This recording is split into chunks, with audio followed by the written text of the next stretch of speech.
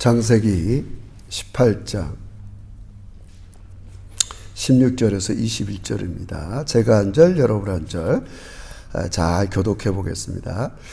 그 사람들이 거기서 일어나서 소돔으로 향하고 아브라함은 그들을 전송하러 함께 나가리라. 여호와께서 이르시되 내가 하려는 것을 아브라함은 강대한 나라가 되고 천하 만민은 그로 말미암아 복을 받게 될 것이 아니냐. 여호와의 도를 지켜 공의와 정의를 행하게 하려고 그를 택하여 이는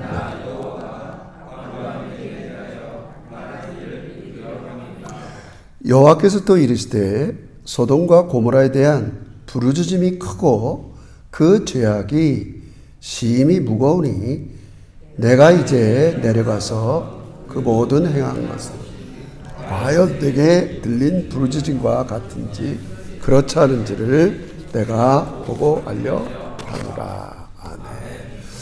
자, 오늘 인사할 때 이렇게 인사합시다. 한 주도 수고하셨네요. 수고하셨습니다. 너무 좋습니다. 감사합니다.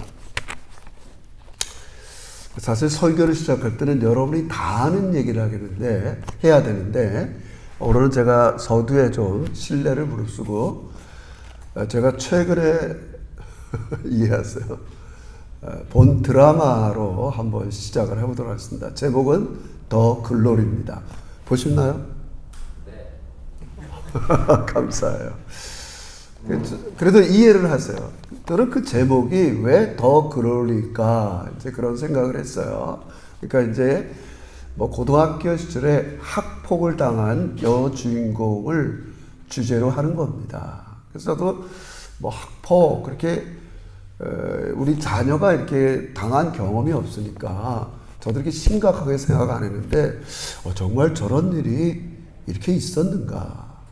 그 당한 사람의 마음을 아주 조금이죠. 그렇게 이해하게 되면서 그 주인공, 여자 주인공 동은이라는 그 소녀가 이제 커서 뭐 복수라면 복수겠어. 복수를 다 마치고 마지막 편에 이렇게 얘기합니다. 비로소 시간이 흘러 축하해 너의 19 삶을.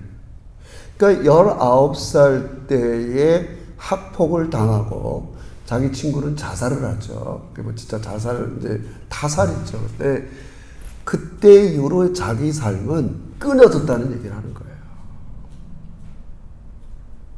고등학교 시절 이후로 자기 삶은 없었다는 거예요. 그래서 뭐 인간적인 방법으로 원수를 갚아서 어떻게 했던 이제 비로소 시간이 지나서 더 글로리 내가 다시 돌아왔다는 거예요. 그 시절을 찍고 저는 그렇게 해석을 했어요. 이 마지막 그 메시지를 보면서 참 그랬겠구나. 이제서야 돌아보면 그 무수한 세월에 나의 고등학교 시절을 빼앗아 가고 그 이후로 대학 시절 또 청춘을 사람답게 살지 못했는데 이제 내가 다시 돌아갔구나. 참 작가는 참 위대한 것 같아요. 어떻게 보면 그 제목을 그래서 더 글로리를 잡은 거예요. 내 영광을 찾았구나. 뭐 하여튼 모르겠어요. 저는 이렇게 굉장히 나름 이렇게 굉장히 기독교적이라는 내용은 기독교적이라는 게 아니라 맞아요, 여러분. 하나님께서 이 세상을 살아가는 많은 사람들을 볼 때마다 여러분과 저의 삶을 볼 때마다 한 측면 가장 이 베이직한 마음의 한 구석에 하나님은 이 마음이 있는 거예요. 이 세상을 살아가는 한 사람 한 사람들이 어떤 사람은 학폭을 인해서 상처를 받을 수 있고 다른 사람은 다양한 여러 가지 일을 통해서 그의 인간다운 삶의 영광이 빼앗긴 겁니다. 그렇지 않았어요, 여러분? 그런 일이 없었다면 젊은 일이에요.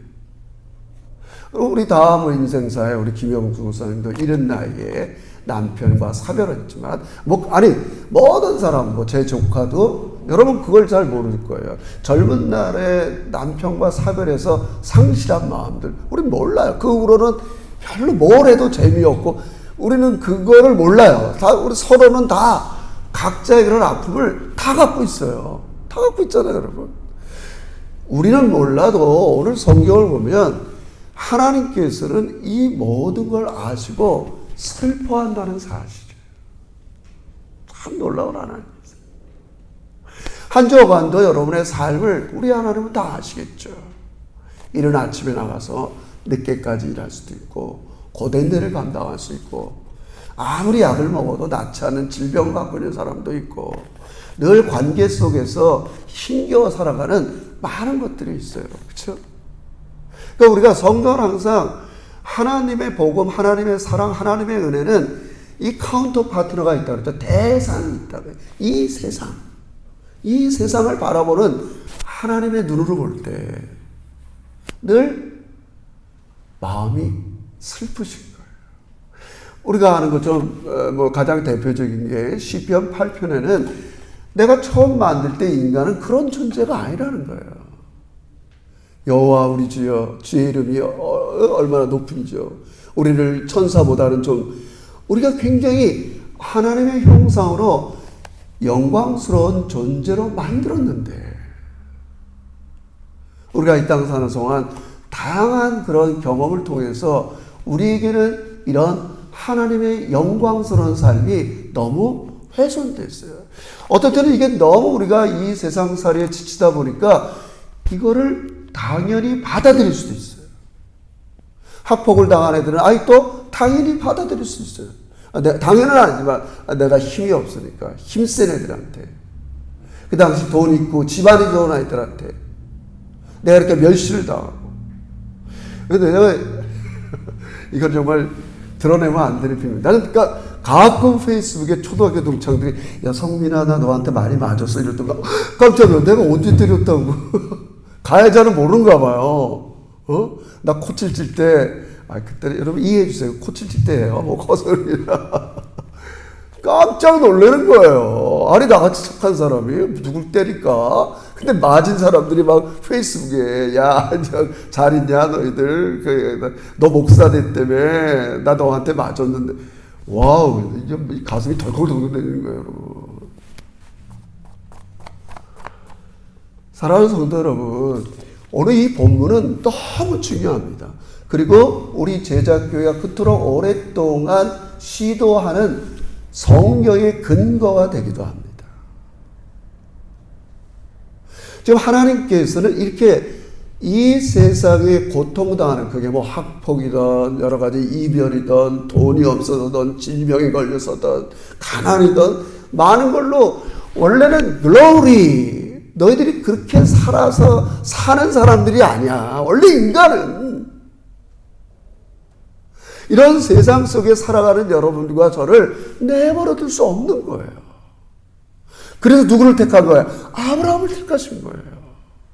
아브라함을 택한 거예요. 적어도 창세기 1장서부터 11장까지는 온 인류에게 복이 끊어졌는데 이제 다시 내가 이 세상에 복을 주겠다는 거예요. 누구를 먼저 세워서요? 아브라함을 통해서요. 제가 늘 강조하지만 인간은 하나님이 주신 복을 받지 못하면 살 수가 없습니다. 아무리 내 힘으로 이 세상의 모든 걸 거두어도 하나님께서 나에게 복을 안 주면 우린 이 세상의 무거운 짐, 상처 회복할 길이 없습니다. 안 됩니다. 안 됩니다. 안 됩니다. 그래서 하나님께서는 우리가 추적했지만 여러분들은 뭐 다 그게 뭐 그런가 보다 한 개인으로 보지만 제가 말씀드렸잖아요. 하나님은 아브라함을 통해서 그의 후손을 통해서 하나님의 나라, 하나님의 백성을 반드시 만드는 거예요. 그래서 하나님이 아브라함을 방문하면서 18장에 많은 일이 있지만 두 가지를 얘기하셨어요. 알려주고 가셨어요. 내가 너한테 숨길 게 뭐가 있겠냐. 이거 놀라운 복이에요. 저도 하나님께서 아침에 일어날 때마다 성민아, 내가 너한테 뭘 숨기겠냐. 내가 두 가지 일을 하려고 그래. 내년에 너한테 아들이 있을 거야. 이렇게 사라한테 얘기했어요. 또 하나는 뭘 얘기했냐면 내가 지금 소돔과 고모라를 가고 있어. 거기에 사람들이 너무 부르짖어. 너무 고통을 당하겠다고. 이렇게 못 살겠다고. 내가 무슨 일인가 좀 알아보러 가는 거야. 결국 심판이죠. 소돔과 고모라의 죄악이 너무 심하니까 항상 여러분 말씀드리지만 죄악이 심하면 어떻게 되겠어요? 사람들은 고통을 당하게 돼 있잖아요, 여러분. 여러분의 자녀들을 죄가 심한 곳에 보내보세요. 다른 거 아니잖아요, 여러분. 내 아들이 힘이 약한데 힘센 폭력적인 소굴로 보내보세요. 당할 수밖에 없는 거예요. 나는 정직한데 비정직한 세계로 보내보세요. 할 수밖에 없어요. 나는 누구를 섬기고 싶은데 늘 지배하는 곳으로 보내보세요. 여러분, 이 소돔과 고모라는 많은 사람들이 그런 일을 위해서 하나님 부르짖고 있는 거예요. 이거 못 살겠단 말이에요. 마치 학폭을 당한 동훈이의 마음처럼 이들은 부르짖고 있는 거예요. 그래서 하나님께서 가보겠다 내가. 그러면서 지금 이 말씀을 하는 거예요. 이 두 구절은 제가 자꾸 강조하지만 정말 중요합니다. 우리 앞으로 우리 제자교회의 그런 방향의 하나의 성경적인 근거가 되는 겁니다. 18절 읽어봅시다. 18절 19절 이 두 가지를 약속을 다시 한번 얘기해줘요. 18절 시작.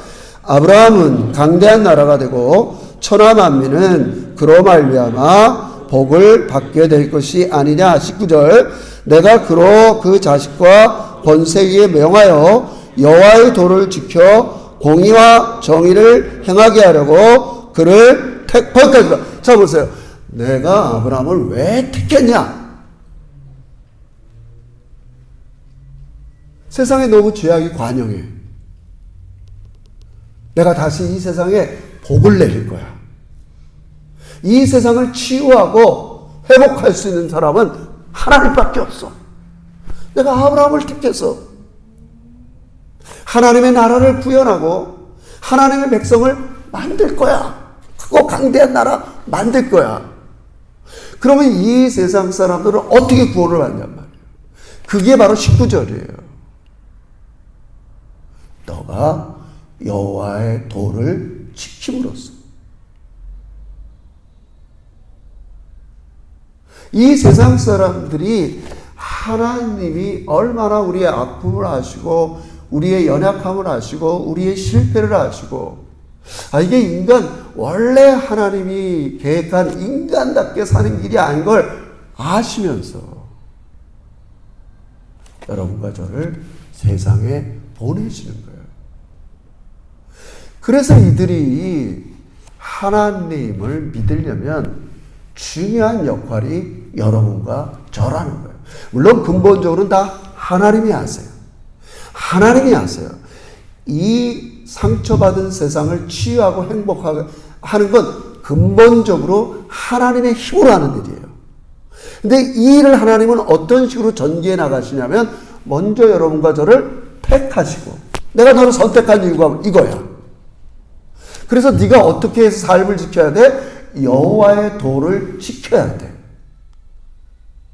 우리 이런 식으로 풀어봅시다. 조금 교회 오래 다닌 사람들은 이렇게 우리는 늘 들었어요. 맞아요.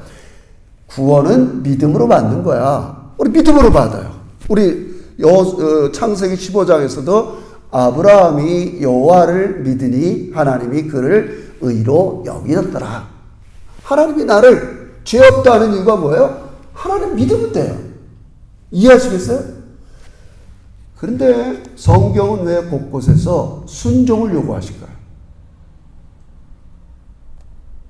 믿으면 된다면서요. 예수만 믿으면 된다면서요. 우린 그것을 예전에는 하나님 나라 복음으로 풀어도 봤어요. 맞아요. 그러나 우리가 이 개념으로 이해한다면 하나님의 다스림과 이 세상과의 디퍼런스, 차이를 여러분이 보여줘야 돼요.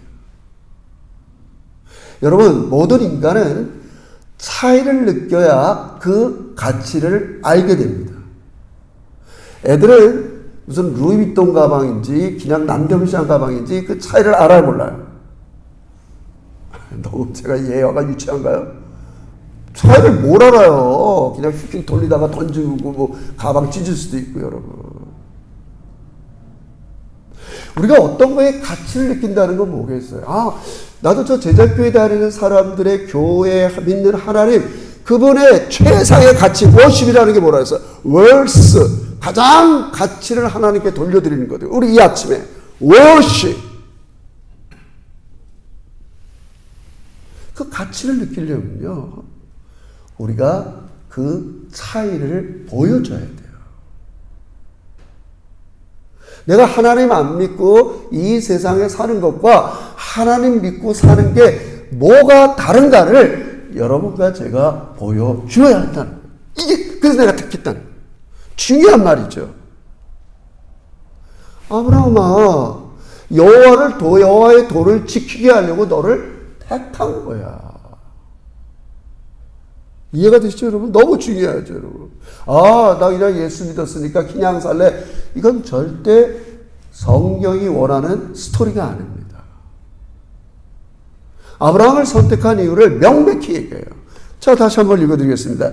내가 그로 그 자식과 건세에게 여러분 대대로 명하여 여호와의 도를 지켜 공의와 정의를 행하게 하려고 그를 택하였다. 내가 너를 왜 택했어? 여호와의 도를 지키. 왜 그래야 돼요? 소돔과 고모라처럼 악과 세상의 지배를 받는 사람들을 구원해내려면 너희가 그 소돔과 고모라 같은 삶 속에 세상 속에서 여호와의 도를 지키는 차이를 보여줘야 된다. 아무런 차이가 없는데 그들이 어떻게 하나님의 다스린 교회를 나오고 싶어 하겠어요? 이렇게 있잖아요. 너무 중요하잖아요. 그래서 하나님께서 이 세상을 구원하는 데는 반드시 여러분의 윤리가 필요한 거예요. 반드시 필요합니다. 정말 중요합니다. 제가 어제도 어떤 결혼식 모임, 우린 디프런트한 걸 보여줄 수밖에 없어요. 진심으로 축하하고 형식이 아니에요. 진짜 마음을 다해서 축복하고 사랑하고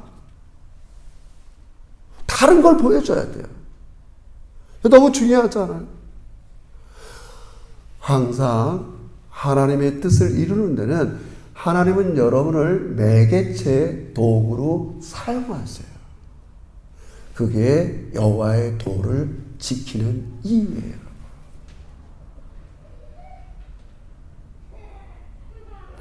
여기 여호와의 도를 구약서부터 신약까지 우리 예수님께서 하신 말, 뭐 이렇게 기록 이런 걸 신약에서는 뭐 큐자려 뭐 이런 말도 쓰는데 그분이 성경에서 자기 자신의 말을 할 때마다 아주 핵심적인 윤리를 얘기하는 게 이거예요.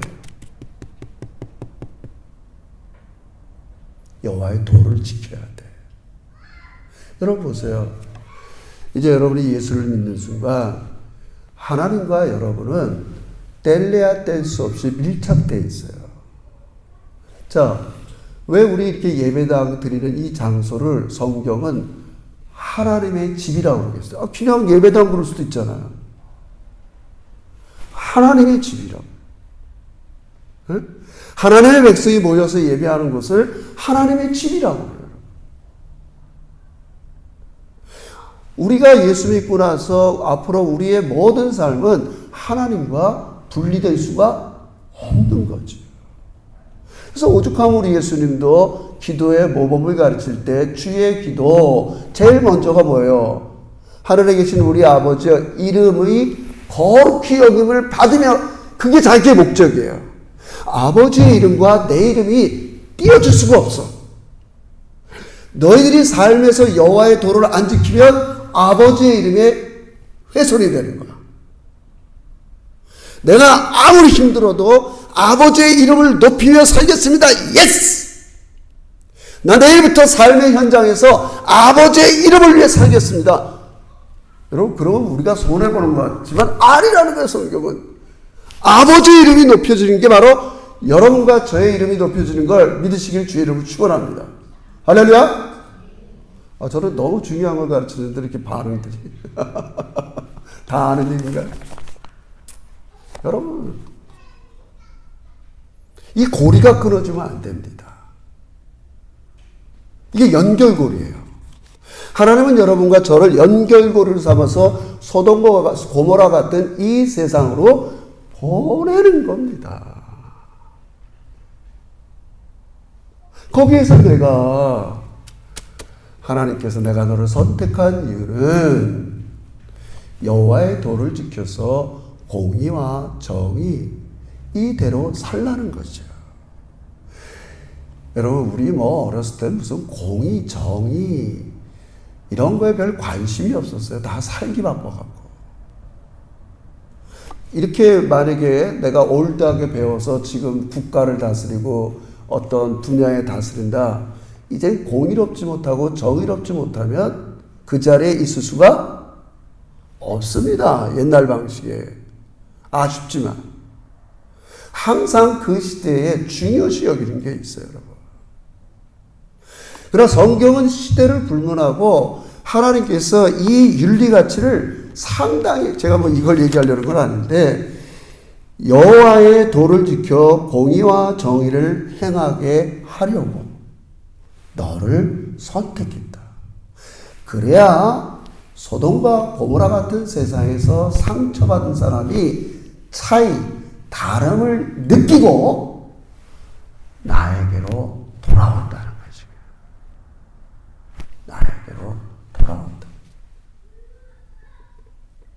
많은 우리의 윤리 개념이 있지만 한마디로 얘기하면 이런 거예요. 억울하고 호소할 데 없고 약하고 힘든 사람들의 많은 것들을 그들이 돌봐주라는 말이에요.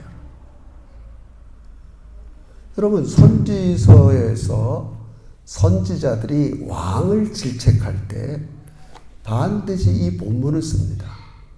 제가 이렇게 설명할게요. 자, 우리가 예수 믿으면 하나님은 베드로전서 2장 9절에서 여러분과 저를 왕 같은 제사장이라 불러요. 저도 예전에는 이걸 많이 이렇게 피상적으로 이해했어요. 그래, 이 세상과 하나님과 다리 역할을 하는 게 제사장이다. 예전엔 그랬으니까 구약의 제사장이라는 직분을 우리에게 지금 인용하는 거란 말이에요, 여러분. 구약의 제사장들이 하는 일이 뭐겠어요? 백성들이 힘들고 어려우면 그걸 가지고 하나님께 나가는 거예요. 중보자. 그렇게 하는 거예요, 여러분. 근데 하나님이 여러분과 저를 왕 같은 제사장이라고 해요. 여러분, 왕! 제가 무슨 그 단어의 민닝만 얘기하는 게 아니라 사역. 여러분, 구약의 왕이 가장 해야 될 일을 선지자들이 뭘 늘 지적하느냐? 가난하고 힘들고 억울한 사람들의 원한을 풀어줘야 돼. 그거 잘못하면 왕노를 못하는 거야. 부자들의 편만 쓴다든지, 가난한 자들의 애환을 몰라주든지. 에? 우리 어제 선거했잖아요. 노동당 자유당 해갖고 여러분 다 투표했을 거예요. 그들이 요번에 이렇게 좀 뭘 한다. 저도 귀담아 듣고 투표했어요. 다 완벽하지는 않겠지만. 여러분, 왕이 해야 될 일은 다른 게 아닙니다. 세상에 호소할 데가 없고, 우리 주인공 동훈이 같은 사람, 어디야? 호소할 데가 없어요. 어린 시절 온몸으로 고데기로 다 찢어갖고, 온몸에다 상처투성이, 모든 인간의 영광을 빼앗긴 자기의 삶을 누가 해결해 줄 필요 없어요. 물론 그 사람은 그 스스로 그 원수를 갚아나가는 드라마 과정이지만, 여러분. 그래서 하나님은 여러분을 저를 부르셔서 먼저 치유하시고, 이제 여러분을 통해서 내가 너희를 왜 택했느냐? 너희도 이 세상에 상처받고 힘들어하고, 물론 중요해요. 하나님과의 관계가 깨졌기 때문에 그런 거예요, 기본적으로는. 그 사람들을 여호와의 도, 우리 그래서 그 사람들을 볼 때마다 최소한 불쌍히 여기고 기도하는 마음을 가져야 됩니다. 제사장은 그 역할을 했어요. 여러분, 제사장의 겉옷을 우리는 에봇이라고 해요. 구약에 보면 에봇. 이 에봇에 보면 12지파의 흉패가 있어요. 보석으로 만든 12지파의 이름이 들어가 있어요. 그러니까 제사장은 자기 백성들의 이름을 안고 하나님께 나가서 기도하는 거예요. 여러분들이 새벽 기도든 9시든 여러분의 자녀들을 마음에 품고 기도하는 게 여러분이 가정에서 제사장 역할을 하는 거예요. 우리 장로님, 권사님, 우리 모두가 한 주 동안에 우리 성도들의 이름을 마음에 품고 기도의 자리로 가는 거예요. 여러분, 이게 스택한 거예요. 정말 중요한 말씀. 제가 하나님의 목사로 부르시면서 목사의 미니스트리가 많은 게 있어요. 물론 기본적인 거는 아까도 얘기했지만 선지자 같은 기능은 세상과 싸우는 법을 가르쳐야 돼요. 성도들이요, 그건 하나님이 원하는 가치가 아닙니다. 다름을 보여주셔야 됩니다. 여러분은 다르게 살아야 됩니다. 선지자들이 하는 거예요. 제사장들이 뭘 해요? 한 주 동안 이 소돔과 같은 고모라 속에서 차별받고 편견받고 이민의 땅에서 힘들어하는 성도들의 마음을 품고 기도하라는 거예요. 할렐루야. 기도하는 거예요. 그래서 아브라함이 이제 이 18장 밑으로 가면 뭐 어떻게 해요? 소돔과 고모라를 위해서 기도해야 하네요. 하잖아요, 하나님께. 의인 50, 40, 35 끈질기게 멸하지 말아주세요. 멸하지 말아주세요. 여러분, 이게 정상입니다. 여러분, 이 교회의 본질을 회복하시기를 주의 이름으로 축원합니다. 하나님이 그래서 여러분과 저를 부르신 거 믿으시길 주의 이름으로 축원합니다. 나만 예뻐서 부르는 게 아니죠. 절대 아닙니다.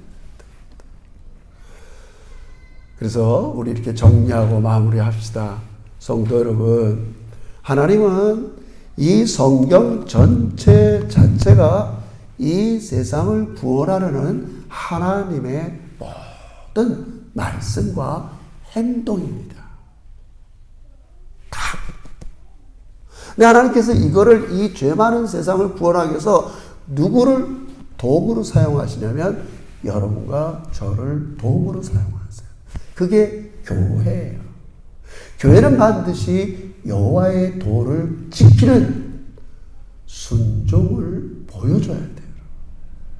왜요? 그래야 디퍼런트, 하나님의 다스림을 받는 사람들과 세상에 있는 사람들과 다름을 보여줘야 하나님 나라의 가치를 깨닫게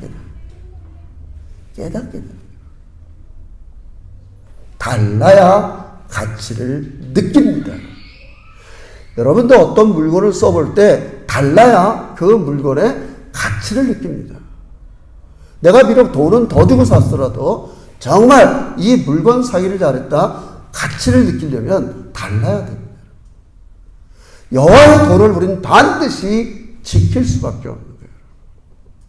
실수할 때도 있지만 하나님은 우리를 통해서 이 세상의 상처를 치유하기를 원하시는 거예요. 반드시 그래요. 그래서요. 그러니까 사실은 그래요.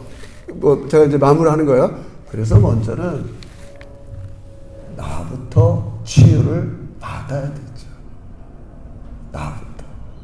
하나님, 제가 오늘도 예배당에 나왔어요.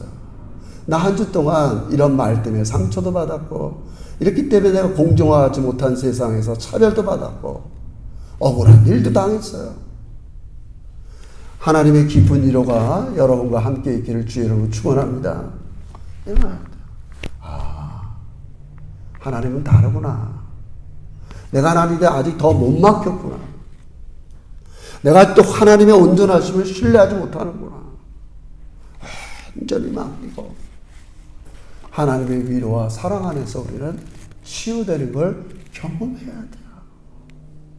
그래서 우리는 그 다름을 이 세상에 보여주어야 하는 것입니다.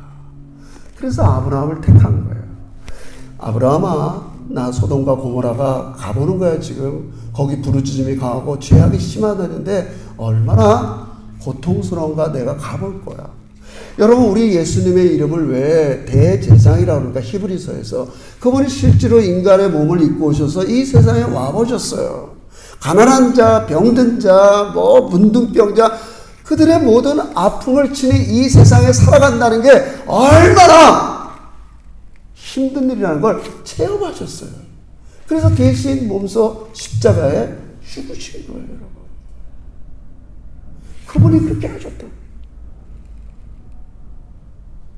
여러분, 우리도 나이스한 삶을 꿈꾸고 싶잖아요. 이 땅 와서. 저는 전혀 그거 하지 말라는 말이 아닙니다. 그러나 기본적으로 하나님께서 영적으로 여러분과 저를 부르실 때는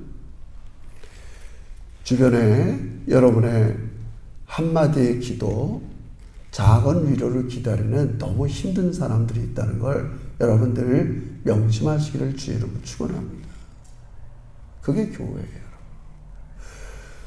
제가 이제 일주일에 한두 번은 새롭게 하소서라는 간증 프로 있잖아요. 그걸 들어요. 제가 어떤 그 집사님 때문에 한 번은 눈물을 너무 많이 흘렸어요. 저만 흘렸어요. 우리 집사람 같이 다니는데 우리 집사람은 안 흘리더라고요.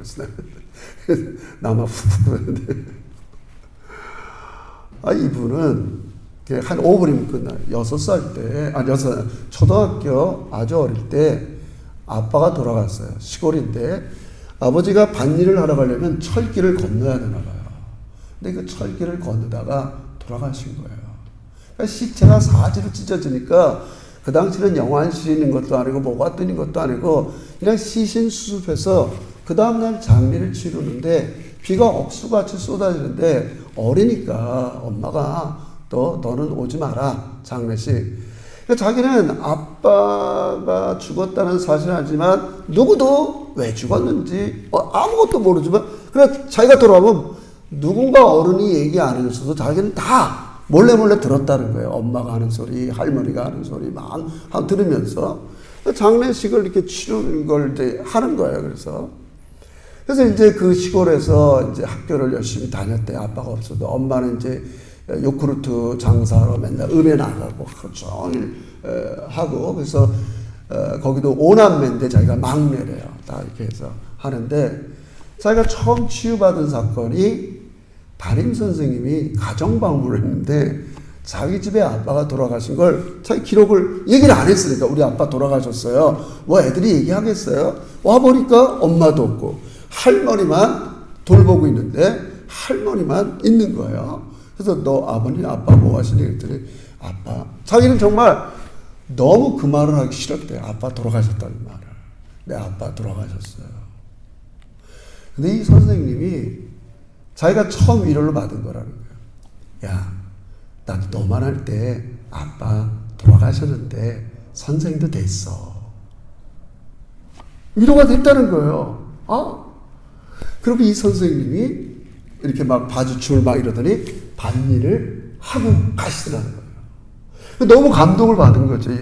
그래, 나 앞으로 열심히 공부해야지. 저 선생님도 아빠가 없었지만, 그래서 공부를 열심히 했어요. 열심히 해갖고 대학교도 들어갔어요. 대학교 1학년 때 기숙사에 있는데 빨리 내려오라고 전화가 온 거예요. 이번엔 또 엄마가 죽은 거예요. 20살 때. 엄마가 죽으니까 딱 내려와 보니까 그 쇼크로 그날 할머니도 같이 죽은 거예요. 우리 세상 발 나오면 며칠 후에 쌍초상을 치른 거죠. 너무 아빠를 잃었을 때보다 그때는 더 힘들었다는 거예요.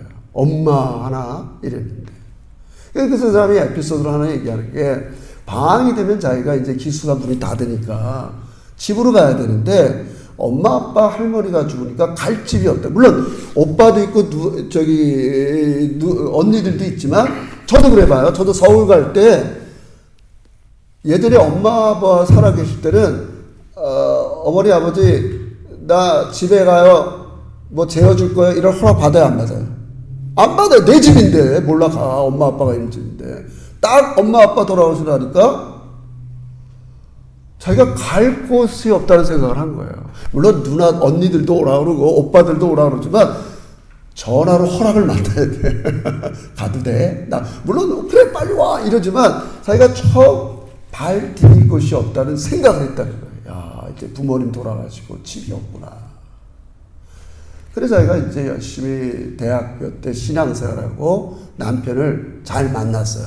교회에서 봉사하다가 만나갖고 25살에 대학 졸업하자마자 결혼을 했어요. 근데 결혼 생활하고 이제 안정될 무렵에 남편이 또 죽었어요. 아주 웃으면 안 되는데 그 남편이 이제 교회에 저 스타일인가 운동을 너무 좋아하니까 조기 축구하러 가다가 그 사고가 나갖고 빨리 와. 그러니까 오늘 비 오는데 안 되는데 그랬더니 아이 빗속에서 축구하는 게 더 재밌어. 우리 어렸을 때 그랬거든요. 막 수련회 가면 아 수중전 너무 재밌어. 빗속에서 미끄러져 가면서 하는 게 얼마나 재밌네. 하다가 돌아가죠. 이 여자 집사님이 너무 상처가 된 거죠. 그러면서 제가 결론을 내리겠어요. 자기가 그 3번의 죽음 속에서 위로를 받을 때 저는 그분은 의도적으로 얘기한 건 아니에요. 제가 성경을 통해서 볼 때 결론을 내린 거예요. 그러면 첫째, 위로가 됐던 분들 주변에 어떤 권사님이 음식을 해갖고 자기 집에 왔을 때 음식을 주면서 나도 남편을 잃었어. 공감하는 거죠. 자기랑 같은 케이스 있는 사람들이 위로하러 오는 거예요. 아니까 저 상실한 마음이 이해하니까. 엄마를 잃고 부모님을 잃어보고 남편을 잃어본다는 게 뭔가를 아니까 왔어요. 근데 두 번째는 자기 주변에 있는 친구인데 이 친구는 저녁쯤 되면 다 이제 혼자 있으니까 꼭 시장에서 장거리를 이렇게 장을 봐갖고 야 오늘 너희 집에서 밥 해 먹자 온다는 거예요. 근데 이 친구의 말 한마디가 위로가 되는데 이런 거예요. 야 나는 뭐 이렇게 남편과 사별한 경험도 없고 아직도 우리 부모님 엄마 아빠 다 살아계셔. 근데 내가 너한테 해줄 말은 없는데 그냥 같이 밥 먹고 네 곁에 있고 싶어. 위로가 된 거예요 그 사람. 한쪽은 자기와 같은 처지에 있던 사람이 자기한테 할 때 위로가 됐어요. 여러분 그건 마찬가지예요. 왜냐면 그건 똑같아요. 우리 이거 성경적인지 아닌지 제가 모르겠지만 모든 인간은 이 세상에 나만 이런 일을 당하는 게 아니구나. 이러면 좀 위로가 돼요. 진심입니다. 진심입니다. 나만 당하는 게 아니구나. 근데 그걸 안 당한 사람이 또 찾아와서 내가 비록 너 같은 고통을 안 당해봤지만 우리 같이 밥 먹자. 너무 이게 위로가 된 거라는 거예요. 자 이제 결론을 내립니다. 핵심이 뭐예요? 우리 그걸 영적으로 우리가 좀 더 이렇게 좀 집요하게 따져 들어가면 그런 사람이나 이런 사람이나 우리는 이 세상 사는 동안 하나님 보실 때는 죄악과 사단의 세력 때문에 이 땅 가운데는 고통과 상처를 받을 수밖에 없다는 얘기를 드리는 거예요. 그러니까 적어도 우리가 다른 점은 우리는 그 세계에서 빠져나와서 우리의 설 곳, 하나님 품 안에 서 있는 걸 믿으시길 주의 이름으로 축원합니다. 그 하나님이 나와 함께 해주세요. 그러나 이 사람들과 오늘 우리와 차이점이 있다면 아무것도 차이점이 없어요. 똑같은 죄인이에요. 제가 얘기했죠. 부끄럽지만 저도 한때는 내가 좀 남보다 다른 줄 알았어요. 더 괜찮은 줄 알았어요. 더 똑똑한 줄 알았어요. 성경은 그런 걸 다 금지합니다. 똑같다는 거예요. 똑같다는 거예요. 모든 인간은 다 똑같은데 하나님의 은혜로 하나님 앞에 서 있는 사람과 여전히 그 죄악과 탐욕과 사단의 지배에 사는 그 차이예요. 여러분. 우린 이래야 다른 사람들을 위로할 수 있습니다.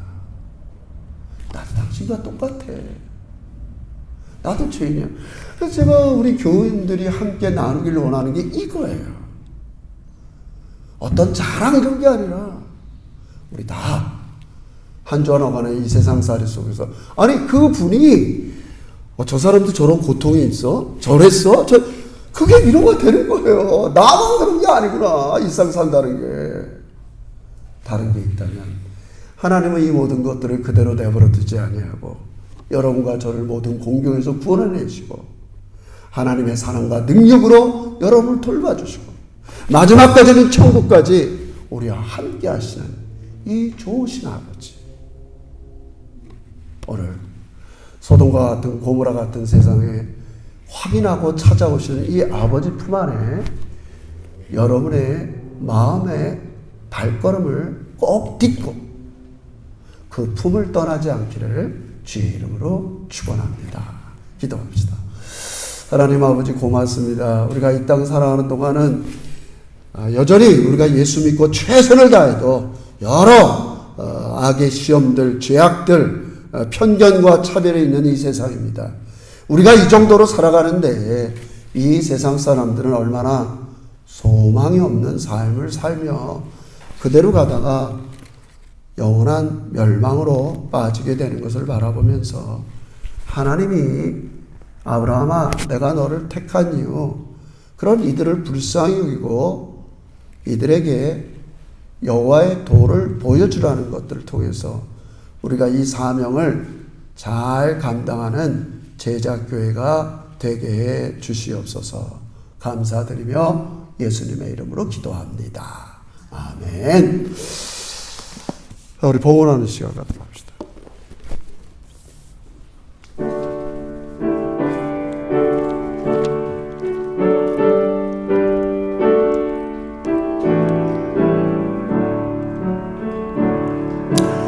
내게 있는 모든 것을 아낌없이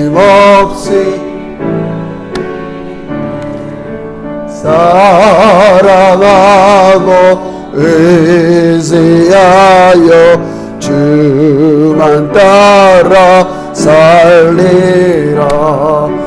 주께 드리래 주께 드리래 사랑하는 모두 드리래.